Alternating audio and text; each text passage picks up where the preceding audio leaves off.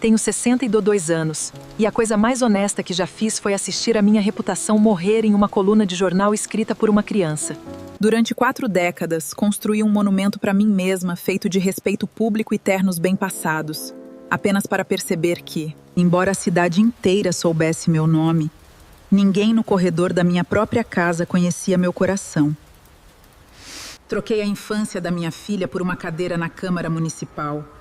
E troquei o companheirismo do meu marido pelos aplausos de estranhos que nem sequer apareceriam no meu funeral. Meu nome é Viviana Correia. As pessoas costumavam dizer que eu era a espinha dorsal desta comunidade. Elas estavam erradas. Eu era apenas uma mulher que tinha pavor de ser vista como fraca. E, na minha fuga da fraqueza, tornei-me uma estranha para as pessoas que deveriam ser as mais importantes. Tudo começou com minha mãe, Dona Irene. Ela era uma mulher de ângulos agudos e golas engomadas, que acreditava que a dignidade de uma família era medida pelo pouco que os vizinhos tinham para fofocar. Nunca deixe que vejam você suar, Viviana, ela me dizia, enquanto prendia meu cabelo tão apertado que fazia meu couro cabeludo doer. Uma mulher sem reputação é apenas um fantasma. Se as pessoas não te respeitam, você não existe. Aquelas palavras como se fossem remédio. Cresci acreditando que o amor era algo que se conquistava através do desempenho. E que a vulnerabilidade era um vazamento em um barco que acabaria por nos afundar a todos. Quando cheguei aos 30 anos, eu não estava apenas vivendo uma vida. Eu estava gerenciando uma marca. Lembro-me do dia em que fui eleita pela primeira vez para a Câmara Municipal. A sala estava impregnada com o cheiro de café, barato e perfume caro. Quando anunciaram meu nome, o rugido da multidão pareceu um banho quente. Olhei para a primeira fila. Lá estava Otávio, meu marido, batendo palmas educadamente, com aquele olhar distante e vidrado que eu havia aprendido a ignorar. Ao lado dele estava Madalena, com apenas 6 anos na época, balançando as pernas e olhando para a saída. E não vi uma criança entediada ou um marido solitário. Vi a eles. Eles eram a família linda que validava a servidora pública dedicada. Passei os 20 anos seguintes mantendo aquela imagem, mesmo enquanto a tela por baixo começava a apodrecer. A vida pública é uma série de roteiros controlados. Se um eleitor tá zangado, você tem um protocolo. Se um projeto falha, você tem um comunicado à imprensa. Mas em casa, não há roteiros. Há apenas o silêncio pesado sobre a mesa do jantar, quando você percebe que não pergunta ao seu marido como foi o dia dele há 3 anos. Otávio era um homem quieto, um homem que se refugiava no jardim ou no jornal para evitar as arestas afiadas da minha ambição. Eu dizia a mim mesma que ele era compreensivo. A verdade era que ele estava apenas cansado. Ele havia parado de tentar competir com minha carreira pela minha atenção há muito tempo. Vivíamos na mesma casa como 2 pessoas esperando pelo mesmo ônibus, sem nunca nos falar, apenas checando nossos relógios.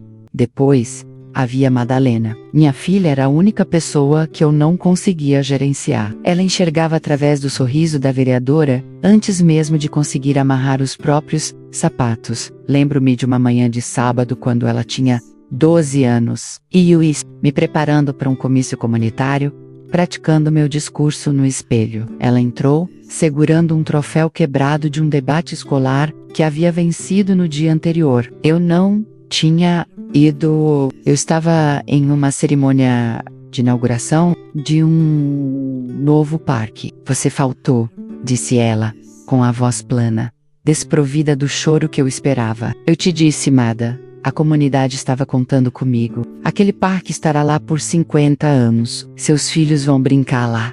Ela olhou para o troféu, depois para mim. As pessoas no parque não te conhecem, mãe. Elas só conhecem a senhora de terno. Eu sou a única que realmente mora aqui. E eu não te conheço nem um pouco. Eu não a abracei, não pedi desculpas. Senti uma onda de raiva defensiva. Tudo o que eu faço é para sustentar a gente, para garantir que este nome signifique algo. Significa algo para eles, ela sussurrou, virando-se para sair.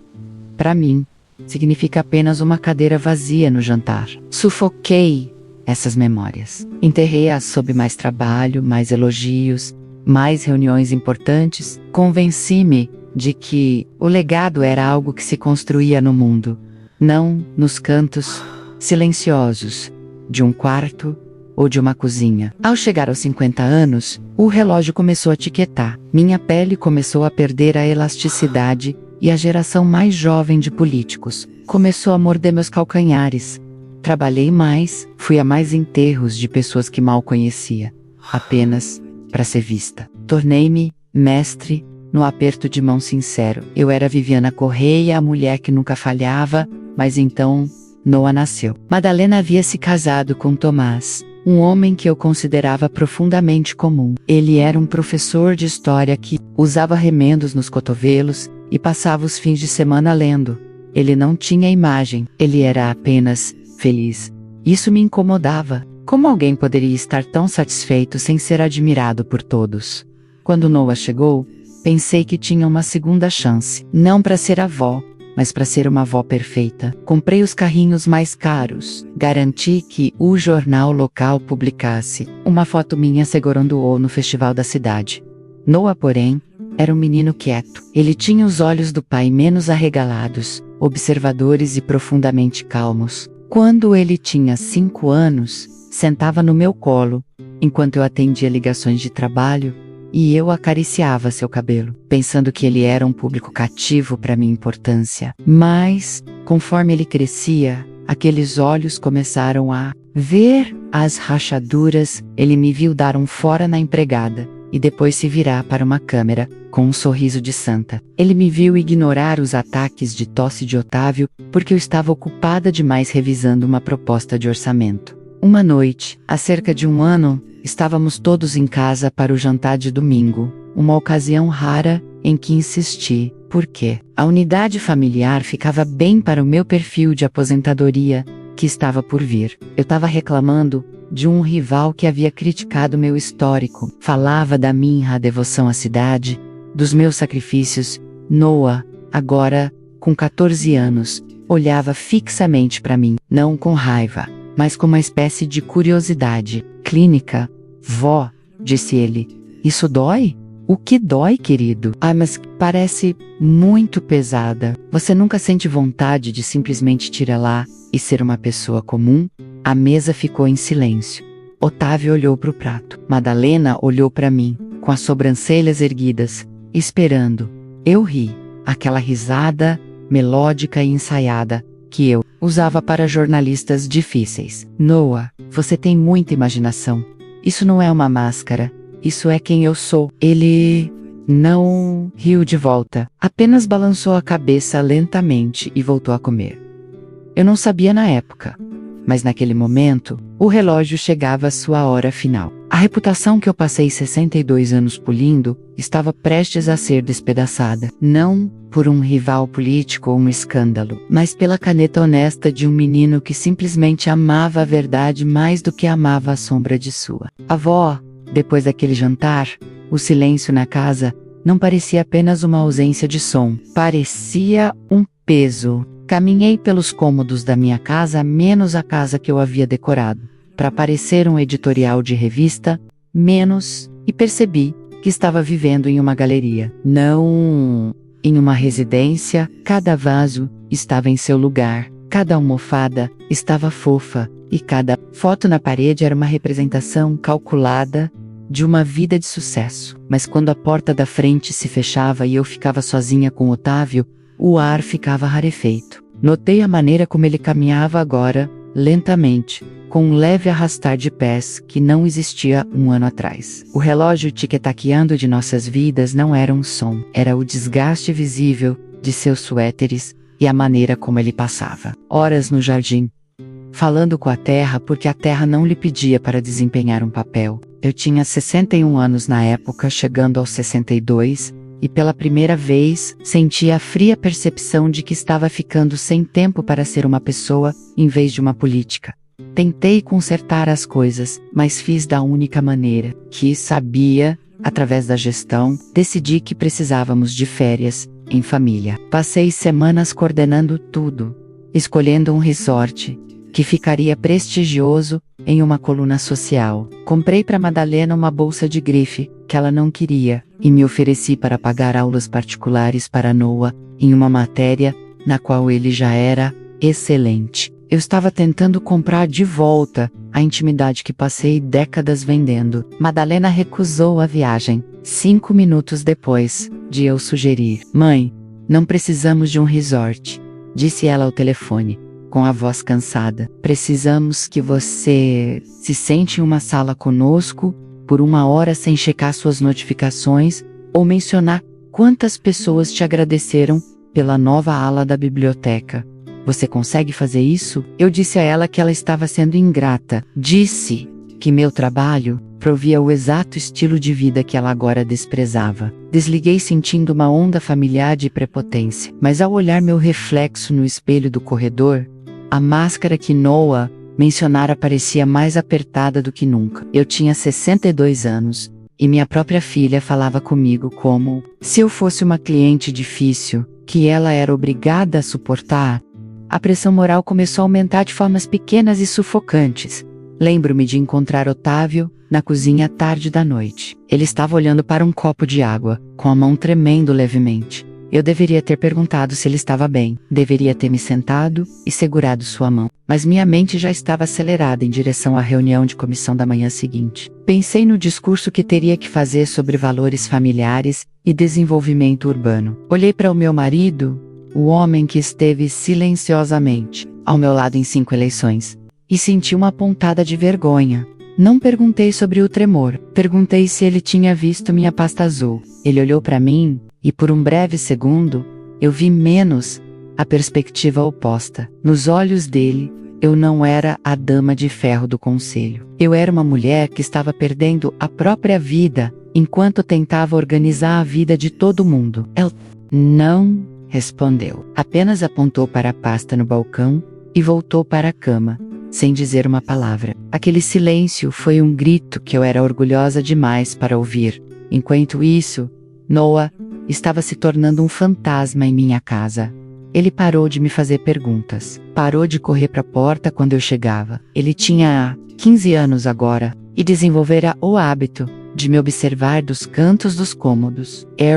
Ele era aluno de uma escola prestigiada, menos uma que eu ajudei a financiar, e eles anunciaram um concurso de redação em toda a cidade, intitulado "Os Pilares da Nossa Comunidade". Fico entusiasmada. Sentei-me com ele e comecei a dar material sobre minha carreira. Falei sobre as leis que aprovei e as pessoas que ajudei. Eu queria que ele escrevesse sobre mim. Queria meu legado assegurado nas palavras do meu neto. Ele ouvia, balançando a cabeça ocasionalmente, fazendo anotações em um pequeno diário de couro. Achei que ele me admirava. Achei que ele estava, finalmente, vendo a verdadeira, eu menos a heroína da cidade. Não percebi que ele estava, na verdade, realizando uma autópsia do meu caráter. O relógio intensificou-se quando Otávio foi hospitalizado por uma pequena complicação cardíaca. Cheguei ao hospital de terno, vinda direto de uma entrevista coletiva. Entrei no quarto, e a primeira coisa que fiz não foi beijar sua testa. Foi verificar se o diretor do hospital sabia que eu estava lá. Eu queria garantir que ele estivesse recebendo o melhor atendimento, o atendimento que minha reputação merecia. Madalena já estava lá, com os olhos vermelhos, de tanto chorar. Ela olhou para o meu terno, depois para os 2 assistentes que pairavam no corredor atrás de mim. "Você tá aqui pelo papai. Pela foto, Viviana." Ela sibilou. Senti a picada de suas palavras, mas mascarei com uma dignidade fria e profissional. "Estou aqui porque me importo, Madalena. Não seja dramática." Mas enquanto me sentava ao lado da cama de Otávio, observando os bips dos monitores, percebi que não sabia o tipo sanguíneo dele, não sabia os nomes de seus remédios. Eu sabia os nomes de 300 líderes comunitários, mas não sabia os fatos básicos do homem, que dormia na minha cama. A falsa esperança veio 1 semana depois de ele receber alta. Por alguns dias, o susto pareceu ter me suavizado. Fiquei em casa, fiz sopa menos ou melhor, Orientei a cozinheira a fazer a sopa que eu gostava de dizer que eu fazia. Sentamos no pátio e ouvi Otávio falar sobre sua infância no interior. Por um momento, pareceu que estávamos nos tornando uma família. Senti uma leveza no peito que não sentia há anos. Pensei, talvez não seja tarde demais. Talvez eu possa me aposentar e possamos ser apenas Viviana e Otávio. Estendi a mão sobre a mesa e toquei a dele. Ele não recuou, olhou para mim e sorriu. Um sorriso genuíno e cansado. É bom ter você aqui, Vivi, ele sussurrou. A verdadeira você. Senti um nó na garganta. Estava prestes a pedir desculpas por 20 anos de ausência. Estava pronta para deixar a máscara cair. Então, meu telefone vibrou. Eles queriam um comentário sobre um novo e polêmico projeto habitacional. O reflexo foi instantâneo. O vício em ser necessária, em ser a autoridade, surgiu em mim. Afastei minha mão da de Otávio para pegar o telefone. Levantei-me, já, compondo minha resposta. Tenho que atender, querido. E não vi a maneira como o sorriso dele desapareceu. Não vi como ele retirou lentamente a mão e olhou para o jardim. Eu já estava de volta ao mundo dos estranhos, protegendo uma reputação que era cada vez mais construída sobre um alicerce de areia. Passei as 2 horas seguintes ao telefone, e quando voltei lá para fora, o pátio estava vazio. A verdadeira eu havia sido substituída pela oficial, e a janela para a cura havia se fechado silenciosamente. Eu ainda não sabia, mas Noah estivera observando pela janela, e estava escrevendo tudo. Aposentei-me 3 meses depois. Houve uma grande cerimônia na prefeitura, o tipo de evento com o qual passei a vida inteira sonhando. As paredes estavam repletas de fotografias emolduradas da minha versão mais jovem cortando fitas, apertando mãos de governadores e mantendo-se firme atrás de pódios. Recebi uma placa folheada a ouro por serviços distintos. As famílias de nossa cidade. Fiquei naquele palco, olhando para a multidão de pessoas que não sabiam a cor dos meus olhos quando eu estava cansada, e me senti como uma rainha. Procurei por Otávio na primeira fila. Ela estava lá, vestindo um terno que agora ficava grande demais para ele, com as mãos paradas sobre os joelhos. Ele parecia um homem que já havia saído da sala, embora seu corpo ainda estivesse sentado na cadeira. Fiz meu discurso, uma obra-prima de compostura e humildade, fabricada a menos, e, quando terminei, os aplausos foram ensurdecedores. Durante aqueles 10 minutos, tive a convicção de que havia vencido. Eu tinha construído um legado indestrutível, relógio tic-taqueando da minha realidade. No entanto, não estava preocupado com placas ou aplausos. O silêncio em casa tornou-se absoluto.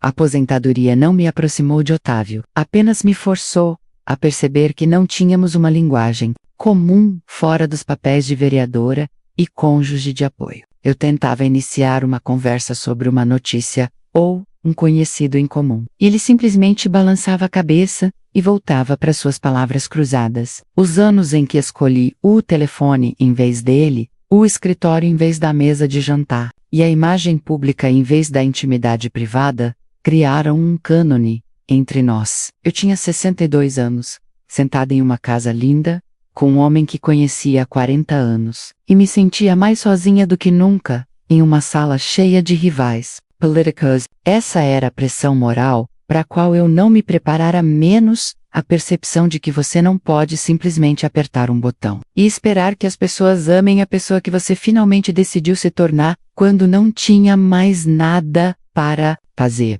Então veio a noite da gala de premiação Pilares da nossa comunidade, na escola de Noah. Passei a semana inteira garantindo que meu vestido estivesse perfeito. Presumi que a redação de Noah seria a joia da coroa da minha aposentadoria -1, testemunho público da minha influência como avó. Entrei naquele auditório com a cabeça erguida, cumprimentando outros pais, banhando-me nos sussurros de "Aquela é Viviana Correia". Sentamos na terceira fila, eu, Otávio, Madalena e Tomás. Noah estava nos bastidores com os outros finalistas. Inclinei-me para Madalena e sussurrei: "Ele deve estar tão nervoso." "E you deveria tê-lo treinado mais." Na oratória, Madalena nem se virou para me olhar, apenas observava o palco, com o queixo cerrado. Ele não precisa de treinamento para dizer a verdade, mãe, disse ela calmamente.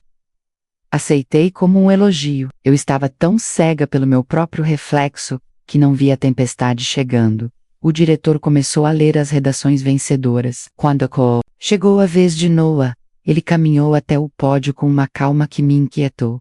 Ele não olhou para nós, olhou para o fundo da sala, como se estivesse falando com alguém que não estivesse lá. Ele começou a ler. A redação não era uma lista das minhas conquistas. Não era sobre os parques que construí ou as leis que aprovei. O título era O Museu da Cadeira Vazia.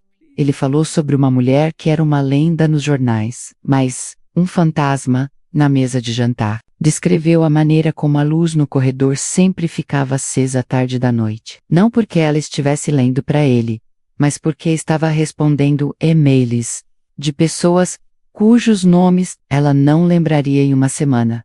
Ele leu um parágrafo que pareceu um golpe físico no meu peito. Minha avó é uma heroína para 300.000 pessoas que ela não conhece, mas ela é uma estranha para as 3 pessoas que a conhecem melhor. Temos um museu em nossa casa cheio de seus prêmios, mas não temos uma única memória dela, apenas sentada no chão para brincar. Ela me ensinou que a reputação é um muro que você constrói para evitar que as pessoas vejam que você tá, na verdade, vazia por dentro. Algumas pessoas sabem como amar um público, mas não sabem como amar uma família. E a tragédia é que o público sempre vai para casa, mas a família é quem fica sentada no escuro.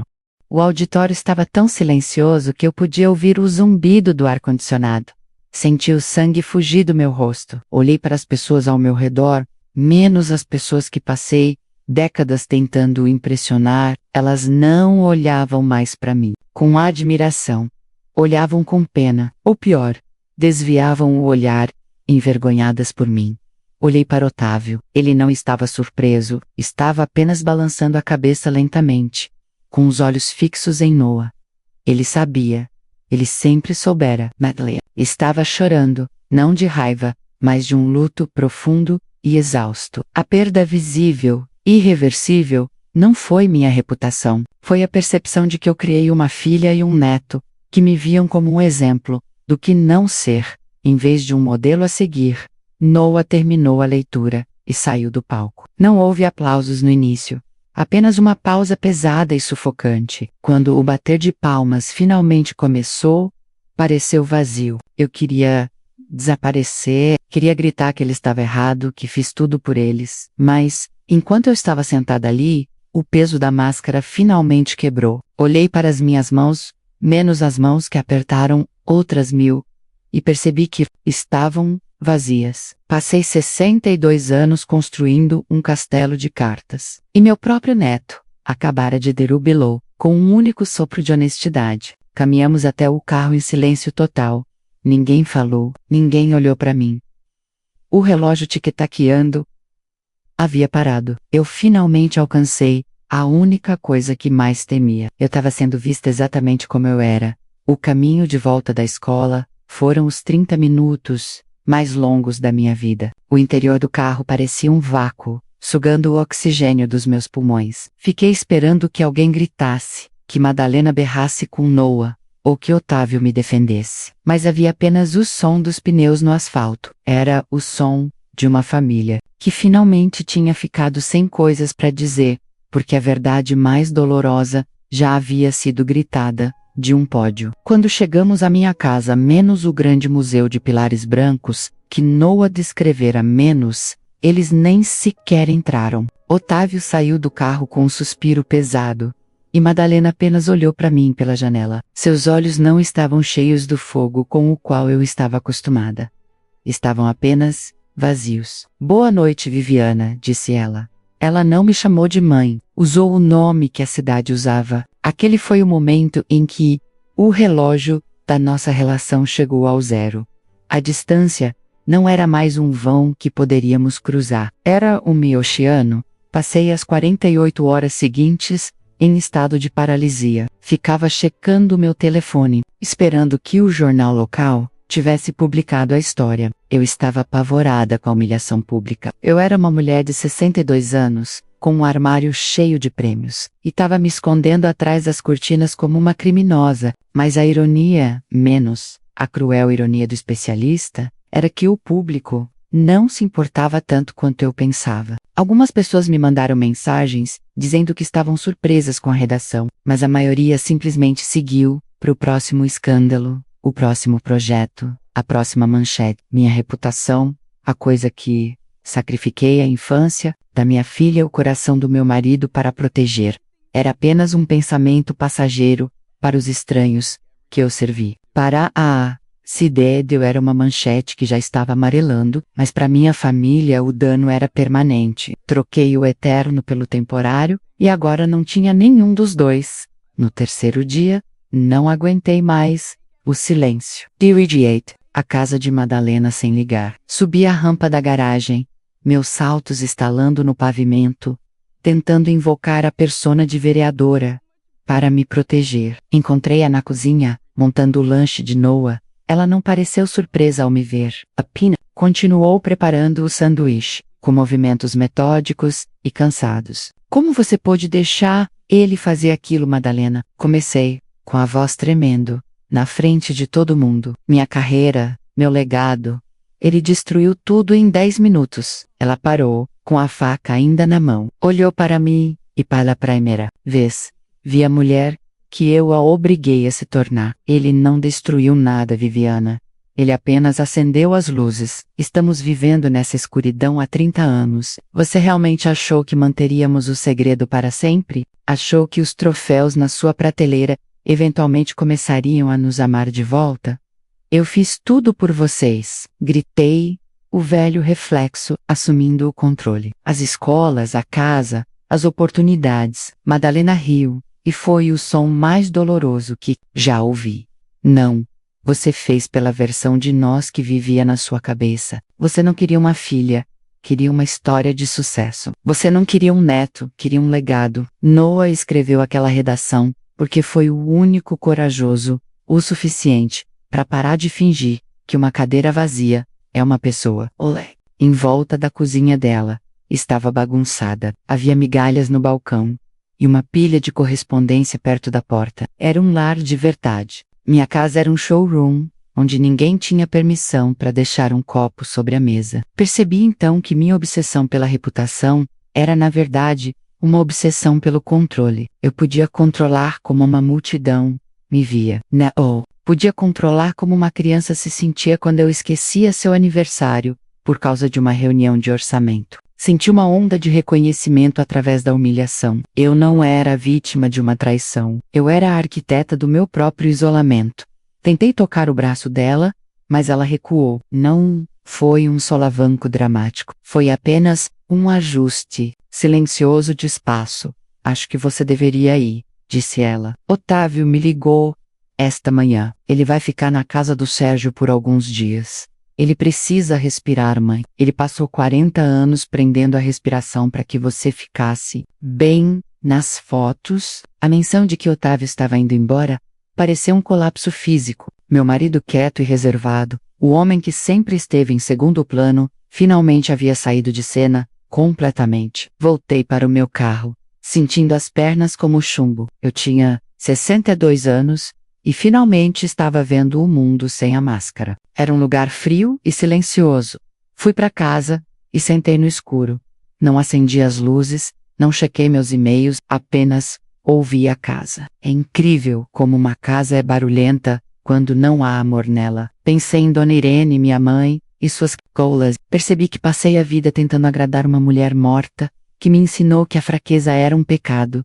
E eu fez isso. Cometi o maior pecado de todos. Fui eficiente em vez de ser presente. Fui respeitada, em vez de ser conhecida. Noah apareceu uma semana depois. Eu esperava que ele estivesse desafiador. Mas ele era apenas o Noah.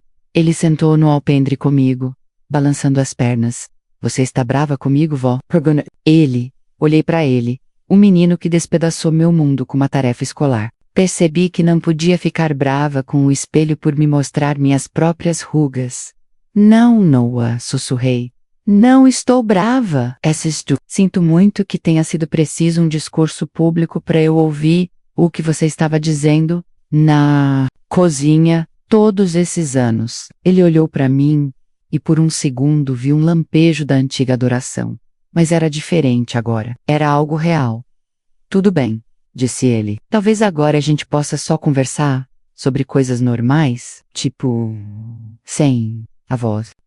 Tentei sorrir, mas meu rosto parecia rígido. A máscara esteve ali por tanto tempo que a pele por baixo estava em carne viva.